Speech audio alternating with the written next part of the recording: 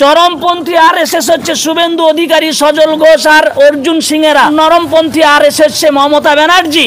মমতা ব্যানার্জির আঁচলেই তো শুভেন্দু অধিকারী লালিত পালিত হয়েছে, বড় হয়েছে। মানে এখনো অনেক নরমপন্থী আরএসএস আপনার আঁচলের মধ্যে আছে, যারা এমএলএ এমপি। আমাদের টুপি দেখলে আমাদের কাজ করা হয় না, আমাদের দাড়িতে দেখলে আমাদের কাজটা ওই টেবিলে ফাইলে পড়ে থাকে, বারবার হেনস্থা করা হয়। আমরা যাব তো যাব কোথায়? আজকে অসীম সরকার বলছে যে কোরআনকে পরিবর্তন করতে হবে। অর্জুন সিং বলছে পুরো মুসলমানরা কাপুরুষ। তারে মুসলমানদেরকে কাপুরুষ বলে মুসলমানকে তাতানো হচ্ছে, যাতে একটা দাঙ্গা হাঙ্গামা লাগানো হোক। অসীম সরকার কোরআনকে আপনার বিকৃত বলে ঘোষণা করছে, আবার বলছে কোরআনের ভিতরে পরিবর্তন আনা হোক, কোরআনকে ব্যান করে দেওয়া হোক। সেখানে মুখ্যমন্ত্রী চুপ আছে। অসীম সরকারকে এই মুহূর্তে গ্রেফতার করতে হবে, অর্জুন সিংকে এই মুহূর্তে গ্রেফতার করতে হবে, সজল ঘোষ আর এই এদেরকে গ্রেফতার করতে হবে। তা না করে গ্রেফতার করছে কাদেরকে? যারা মানুষের জন্য, সমাজের জন্য, পরিযায়ী শ্রমিকদের জন্য, এসআইয়ের বিরুদ্ধে যারা কাজ করছে, যারা প্রতিবাদের কণ্ঠস্বরে সচ্চারিত হচ্ছে, তাদেরকে আপনি জেলে ভরছেন। তো কোথায় ভরছেন? যেখানে চোর ডাকাত জেলের মধ্যে যেখানে থাকে সেই জায়গায় আপনি রাখতেছেন। বিজেপি, আরএসএস এবং রাজ্য সরকার তার সঙ্গে যোগ হয়ে আগামী দিনে এই রাজ্যের ভয়ঙ্কর অবস্থা আমরা দেখতে পাচ্ছি। আমরা আজকে সকালবেলা এক জায়গায় চায়ের দোকানে আমরা শুনতে পেলাম একজন লোক বলছে আরএসএস দুই প্রকার, একটা হচ্ছে চরমপন্থী আরএসএস আর একটা হচ্ছে নরমপন্থী আরএসএস। চরমপন্থী আরএসএস হচ্ছে শুভেন্দু অধিকারী, সজল ঘোষ আর অর্জুন সিংয়েরা। আর নরমপন্থী আরএসএস হচ্ছে, আমি বলছি না, চায়ের দোকানে মানুষগুলো বলছে নরমপন্থী আরএসএস সে মমতা ব্যানার্জি। কেননা মমতা ব্যানার্জির আঁচলেই তো শুভেন্দু অধিকারী লালিত পালিত হয়েছে, বড় হয়েছে। সে নরমপন্থী থেকে চরমপন্থীতে গিয়েছে। তার মানে এখনো অনেক নরমপন্থী আরএসএস আপনার আঁচলের মধ্যে আছে, যারা এমএলএ এমপি। এখনো পর্যন্ত আমরা বিভিন্ন দপ্তরে যাই, সেখানে আমাদের টুপি দেখলে আমাদের কাজ করা হয় না, আমাদের দাড়িতে দেখলে আমাদের কাজটা ওই টেবিলে ফাইলে পড়ে থাকে, বারবার হেনস্থা করা হয়। তাহলে সমস্ত দপ্তরে আপনার আরএসএস বসে আছে, নরমপন্থী আরএসএস বসে আছে।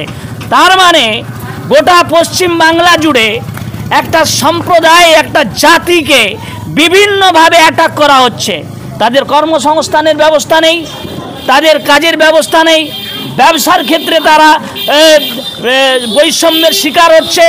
এমনকি স্বাস্থ্য কেন্দ্রে আপনারা শুনেছেন, গীতারাম হসপিটালে, সেখানে একটা বোরখা পরিহিতা মহিলা নার্স, তার অপরাধ সে বোরখা পরে গেছে, সে চরিত্রবান মহিলা, তার দেহ অপর পুরুষকে দেখাতে চায় না, কিন্তু সেই গীতারাম হসপিটালের চরিত্রহীন ওই লোকটি তার সহ্য হলো না, চরিত্রবান মহিলাটাকে, কর্মঠ মহিলাটাকে নার্সের কাজ থেকে তাকে বাদ দিয়ে দিল, বরখাস্ত, তার চাকরি ছিনিয়ে নিল।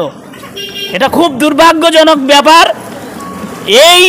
আমরা হচ্ছে পরশ ধর্ম সহিষ্ণু জাতি, আমরা অসহিষ্ণুতায় বিশ্বাস করি না।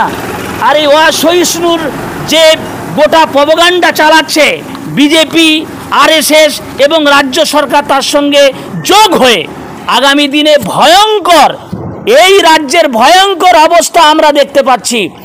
প্রত্যেক দিন হচ্ছে, কাজ করতে যাচ্ছে, মারা হচ্ছে, হসপিটালে হচ্ছে। আপনি কি করছেন?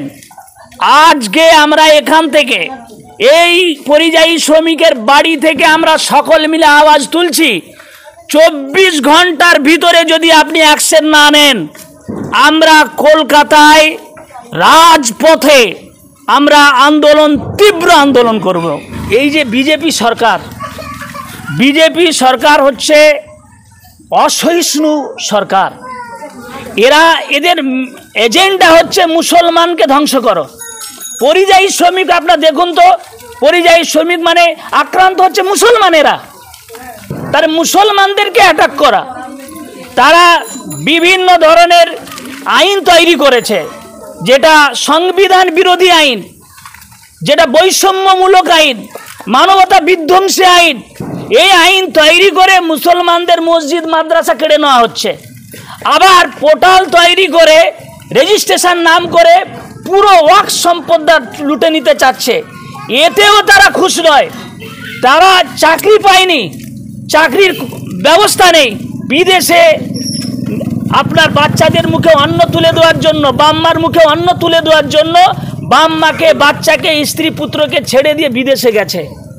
কত 500 টাকা 600 টাকা ডেলি রোজে কাজ করতে। সেখানেও এই বিজেপির সহ্য হয়নি, সেখানে মারধর আরম্ভ করেছে।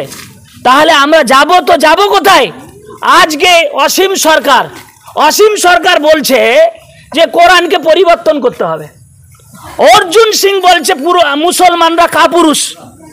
তাহলে মুসলমানদেরকে কাপুরুষ বলে মুসলমানকে তাতানো হচ্ছে, যাতে একটা দাঙ্গা হাঙ্গামা লাগানো হোক। অসীম সরকার কোরআনকে আপনার বিকৃত বলে ঘোষণা করছে, আবার বলছে কোরআনের ভিতরে পরিবর্তন আনা হোক, কোরআনকে ব্যান করে দেওয়া হোক। সেখানে মুখ্যমন্ত্রী চুপ আছে। অসীম সরকারকে এই মুহূর্তে গ্রেফতার করতে হবে, অর্জুন সিংকে এই মুহূর্তে গ্রেফতার করতে হবে, সজল ঘোষ আর এই শুভেন্দুদেরকে, এদেরকে গ্রেফতার করতে হবে। তা না করে গ্রেফতার করছে কাদেরকে? যারা মানুষের জন্য, সমাজের জন্য, পরিযায়ী শ্রমিকদের জন্য, এসআইয়ের বিরুদ্ধে যারা কাজ করছে, যারা প্রতিবাদের কণ্ঠস্বরে সচ্চারিত হচ্ছে, তাদেরকে আপনি জেলে ভরছেন। জেলে ভরছেন তো কোথায় ভরছেন? যেখানে চোর ডাকাত জেলের মধ্যে যেখানে থাকে সেই জায়গায় আপনি রাখতেছেন। যেখানে পায়খানার ভিতরে দরজা নেই, জানালা, পায়খানা আপনারা জানেন যা পায়খানার ভিতরে জানালা থাকে? জেলের ভিতরে দেখলাম পায়খানার ভিতরে জানালা। আমি 2 দিন জেলের মধ্যে আমি বাথরুম সারতে পারিনি, আমরা কেউ বাথরুম সারতে পারিনি। আমি এবং কামরুজ্জামান সহ আর যত রাজনৈতিক সংগঠন আছে, আমরা একত্রিত হয়ে এই লাঞ্ছনা, এই বঞ্চনা, এই নিপীড়িত নির্যাতিত মানুষের পাশে আমরা নিজেদের জীবন দিয়েও এনাদের সঙ্গে থাকব, কিন্তু আমরা এর শেষ দেখা দেখে ছাড়ব। RR ডিজিটাল টিভিতে এই ধরনের আরও অন্যান্য ভিডিও পেতে সাবস্ক্রাইব করুন আমাদের ইউটিউব চ্যানেল ও ফেসবুক পেজ।